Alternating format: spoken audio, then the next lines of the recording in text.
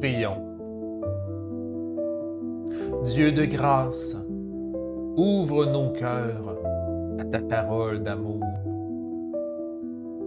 Inspire-nous un esprit de réconciliation, un esprit de pardon, car tu aimes tous tes enfants. Nous te le demandons au nom de Jésus, ton Fils, notre frère, le Christ. Amen. Livre de la Genèse, chapitre 45, versets 1 à 8 et 14 à 15. Joseph ne put se dominer devant tous ceux qui se tenaient près de lui. « Faites sortir tous mes gens », s'écria-t-il. Nul d'entre eux n'était présent quand il se fit reconnaître de ses frères. Il sanglota si fort que les Égyptiens l'entendirent, même la maison du Pharaon. « Je suis Joseph, dit-il à ses frères.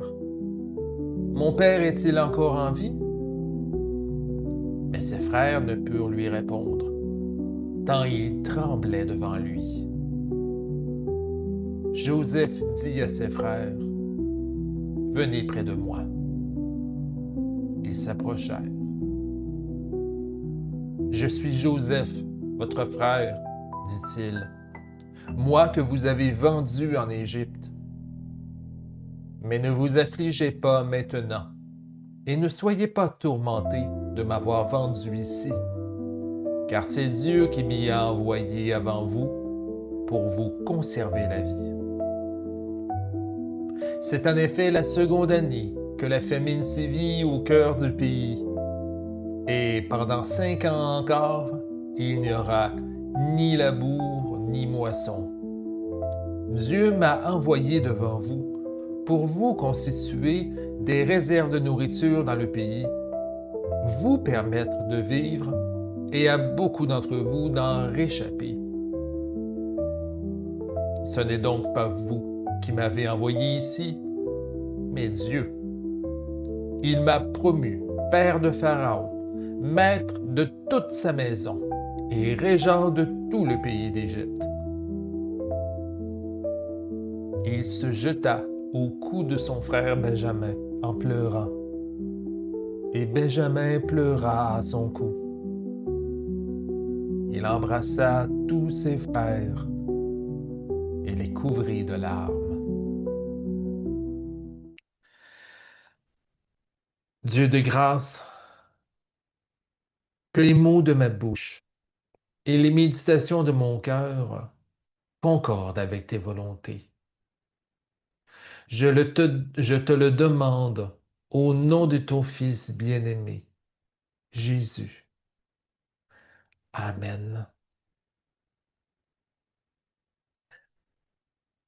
Vous savez, on dit que toute bonne prédication se fait en ayant la Bible dans une main et le journal dans l'autre. Sage remarque voici pour faire des prédications qui se tiennent un peu. Mais pour être complètement honnête envers vous autres, j'en ai tellement assez, j'en ai tellement marre des nouvelles que je vous épargne tous les potins qui se passent en ce moment et qui pourraient faire sens avec le texte qu'on vient de lire.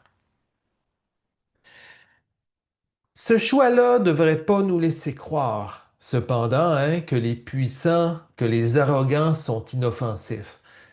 Bien au contraire, nombre de gens souffrent terriblement à cause d'eux en ce moment même. Mais ce qui me fait du bien et ce qui pourrait peut-être à nous tous et toutes nous inspirer un peu un vent d'espérance, c'est de reconnaître qu'il importe de laisser le Seigneur agir et de faire confiance à sa parole, mais aussi à notre expérience humaine. L'histoire de l'humanité est assez parlante.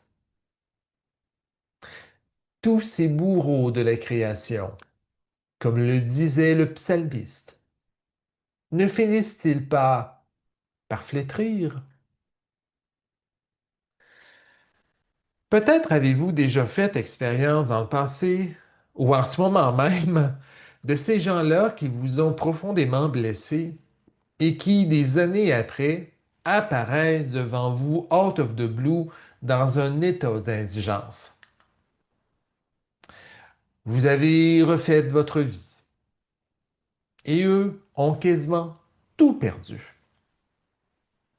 Vous êtes une gerbe vigoureuse et eux ont fini par s'incliner. Là-dessus, faut dire que l'histoire de Joseph peut nous être assez familière. Comme nombre d'entre nous, Joseph a traversé des grandes épreuves. Des épreuves qui ont dû le marquer au fer rouge, mais des épreuves qui n'ont pas été traversées seules. Dieu a toujours été présent auprès de Joseph, comme il est présent auprès de nous ici maintenant. L'histoire et les malheurs et les succès, bien sûr, de Joseph ont débuté, si vous vous en souvenez, par un rêve, un présage, où est-ce qu'il a vu une gerbe lui appartenant. Celle-ci se dressait alors que toutes les autres fléchirent et s'inclinèrent devant elle. Alors, c'est pas très surprenant que les frères de Joseph n'ont pas très bien accueilli ce songe aux allures de prophétie. Se pourrait-il, dans leur esprit, que leur petit frère recherchait à avoir l'ascendant sur eux, prêt à tout, mais tout pour ne pas perdre leurs privilèges? Voici qu'ils ont commis l'irréparable. Non seulement ils ont vendu leur frère en esclave en Égypte, mais ils ont aussi trempé son manteau dans le sang pour faire croire à son père qu'il le chérissait profondément, pour le faire croire mort, pardon. Alors vous comprenez, la rupture familiale, elle est totale et irréversible. Joseph part en Égypte et il ne reverra jamais sa famille, à l'exception de ce moment inattendu hein, qu'on va voir un peu plus loin. Alors, vendre son frère, le déclarer pour mort. En ces gestes-là, inspirés par des égaux se croyant en danger, les liens de la fraternité et de la vie venaient d'être mis à un très rude épreuve dans la famille de Joseph. Pourtant, notre petit Joseph, tout comme nous, a gardé confiance en son Seigneur et Sauveur. Il a, par la grâce seule de Dieu, refait sa vie. Ainsi couvert de bénédictions, Joseph est, quant à lui, devenu régent du pays d'Égypte. Et ça me fait questionner. Qui d'entre nous, après une épreuve importante, n'a pas été surpris ou surprise par un ressurgissement inattendu de la vie? Voyez-vous, le Seigneur ne nous aide pas seulement à remonter la pente, mais il nous place bien souvent en lieu sûr. Joseph a fait beaucoup de chemin grâce au don de Dieu. Interprétant le rêve de Pharaon, un jour, c'est son don, de l'interprétation des rêves. Joseph en arrive à prévoir une famine qui allait complètement dévaster le pays. Alors, que tout le monde ne s'y attendait pas. Usant de sagesse qu'il a reçu de la part du Seigneur, il va tout faire en son pouvoir pour prendre soin des Égyptiens qui sont alors sa famille d'accueil. Mais qui voit-il venir un jour quémander? Voilà ses frères qui l'ont vendu et qui l'ont fait passer pour mort. Ses frères qui, complètement humiliés et affamés, ne le reconnaissent même pas. À ses frères mendiant leur pain, entre vous et moi, Joseph aurait eu toutes les raisons imaginables les châtier pour ce qu'ils ont fait. Il aurait pu les laisser mourir de faim, ou peut-être même laisser le fouet leur administrer une leçon absolument exemplaire. Peut-être même aurait-il été juste de les mettre au gibet. Œil pour œil, dent pour dent. Vous connaissez bien l'expression. Pourtant, au lieu de répondre à cette tentation qui a dû être la sienne, Joseph choisit autre chose que la violence et la vengeance vis-à-vis de ceux qui lui ont fait du mal. Bien au contraire, il a plutôt écouté son cœur, qui a été touché par la misère de ceux dont la vie dépendait maintenant de lui. Voyez-vous, jamais un passage du Premier Testament n'aura, selon moi, autant incarné le commandement de l'amour ainsi que la grâce du Seigneur. Joseph, tout comme nous qui avons traversé les épreuves, est bel et bien cette gerbe qui a poussé et qui, grâce au Seigneur, s'est tenue droite dans l'amour, enracinée dans la source de sa grâce. Joseph a résisté à la tentation de haïr et de châtier en réponse à ses propres blessures. Quelle belle histoire, n'est-ce pas? Il y a une raison pourquoi c'est ma préférée. Mais cette histoire-là de la Bible n'aura jamais été autant d'actualité pour nous. Alors qu'on assiste à travers le monde, et pas seulement en Amérique, à un effritement de la fraternité, puis de la montée en puissance des égaux, c'est vrai qu'on peut se sentir tout petit. Jamais de mon temps à moi, le commandement de l'amour aura été aussi pertinent et en même temps aussi difficile à appliquer. Comme l'histoire de Joseph nous démontre, Dieu n'a pas terminé de nous étonner.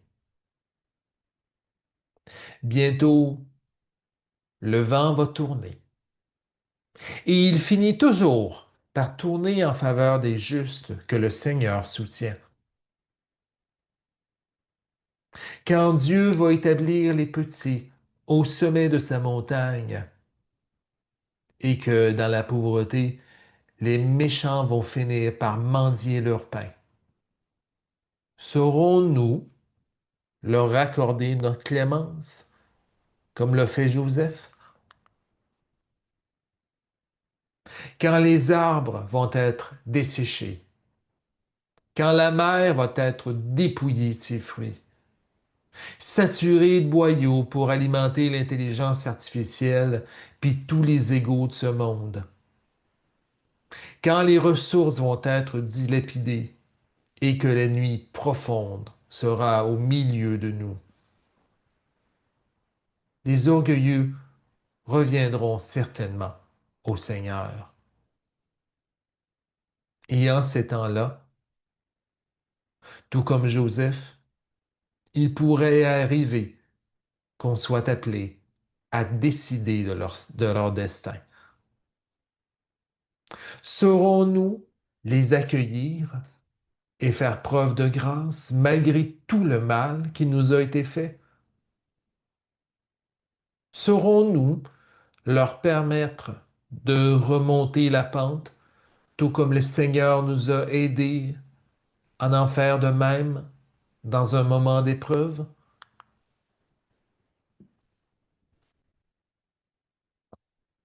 Pas si vite. Je vous invite à bien réfléchir avant de répondre à cette question-là, parce que nous sommes tous et toutes, moi inclus, des êtres humains de chair et de sang, qui sont plus souvent qu'autrement enclins à oublier les leçons du Seigneur et à répondre par notre colère, qui est elle, issue de nos blessures.